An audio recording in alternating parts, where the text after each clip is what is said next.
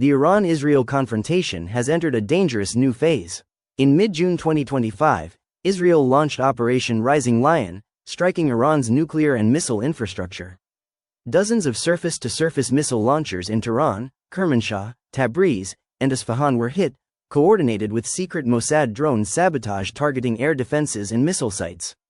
On June 13, Iran responded with over 150 ballistic missiles and more than 100 drones aimed at Israeli cities. Israeli defenses intercepted most, but strikes wounded nearly 24 and injured at least 240 in Haifa, Beersheba and Tel Aviv. The conflict escalated further when Iran's missile hit Soroka Medical Center in Beersheba on June 19. Around 50 people were injured. Chemical leaks and structural damage turned the hospital into a war crime flashpoint.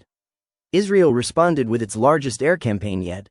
Over 60 fighter jets dropped approximately 120 precision bombs on nuclear facilities including Natanz, Iraq heavy water reactor, and centrifuge plants. At least 657 Iranians were killed and more than 2,000 injured. The military attacks triggered a civilian exodus. Tens of thousands fled Tehran toward northern provinces, fearing further strikes. Fuel shortages, internet outages, and long queues marked the flight. In the midst of combat, global diplomacy has kicked in. The US has given Iran a 2-week window to negotiate, while also preparing military options. European powers, with UK, France, Germany, and EU envoys, have held emergency talks in Geneva urging both sides to de-escalate.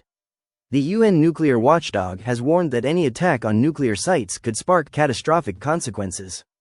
Beyond the battlefield, cyber war looms.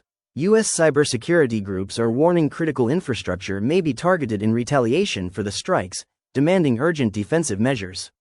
Humanitarian impacts are mounting. Hospitals have been directly hit, injuries swell on both sides, and protests in Iran support its government's stance, even as some Iranian civilians clamor for peace.